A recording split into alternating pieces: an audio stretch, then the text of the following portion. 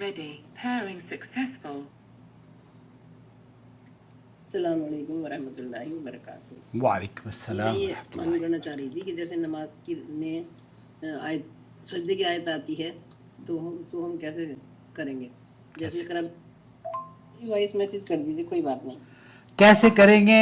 مسرت صاحبہ ہیں دہلی سے، دیوبند سے۔ آپ شاید یہ جاننا چاہ رہی ہیں کہ اگر سجدے کی تلاوت یا قرآن کریم کی تلاوت کر رہی ہیں اور اس میں سجدہ آ گیا ہے قرآن کریم میں تلاوت کرتے ہوئے، تو اس وقت کیسے کریں گے؟ سجدہ کیسے کریں گے؟ بالکل آپ دیکھیے، سماحت شیخ عبدالعزیز بن باز سے پوچھا گیا تو انہوں نے کہا کہ امام ہو یا مقتدی ہو، جب وہ قرآن کریم کی سجدے کی تلاوت سے گزرتا ہے تو اسے چاہیے اور مسنون یہ ہے کہ وہ نماز میں سجدے تلاوت کرنے کے بعد اللہ اکبر کہتا ہوا سیدھا سجدہ کرے۔ اب سجدے میں جو دعائیں پڑھی جاتی ہیں وہ دعا یا سبحان ربی الاعلیٰ پڑھنے کے بعد آپ سیدھی کھڑی ہو جائیں، یا آپ عورت ہوں یا مرد ہوں، اس میں کوئی تفریق نہیں ہے۔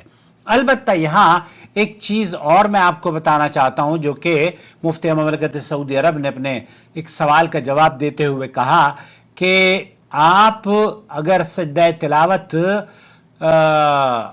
نہ بھی کریں تب بھی کوئی حرج نہیں ہے، کیونکہ سجدہ تلاوت کرنا واجب نہیں ہے، یہ مسنون عمل ہے۔ اور اس کی دلیل یہ ہے کہ نبی کریم صلی اللہ علیہ وسلم ایک مرتبہ حضرت زید ابن ثابت رضی اللہ تعالیٰ عنہ نے آپ پر سورہ النجم پڑھی تو آپ علیہ الصلوۃ والسلام نے اس میں سجدہ نہیں کیا اور نہ ہی آپ نے انہیں سجدہ کرنے کا حکم دیا۔ اس سے یہ بات ثابت ہوتی ہے کہ سجدہ تلاوت کرنا یہ واجب نہیں ہے، مشروع عمل ہے، مسنون عمل ہے، اس کے واجب ہونے کی کوئی دلیل نہیں ہے۔ آپ کو معلوم ہو گیا کہ امام نے سجدہ نہیں کیا، اگر کوئی امام سجدہ نہیں کرتا تو آپ مکلف نہیں ہیں کہ اس کی سجدے کو، کیونکہ یہ واجب نہیں ہے تو اگر آپ نہیں کرتے تب بھی درست ہے، اور اگر کر لیتے ہیں تو بہتر یہ ہے کہ آپ سجدہ کر لیں، لیکن اگر سجدہ چھوٹ بھی جاتا ہے تب بھی کوئی حرج نہیں ہے۔ مجھے امید ہے وضاحت ہو گئی ہوگی۔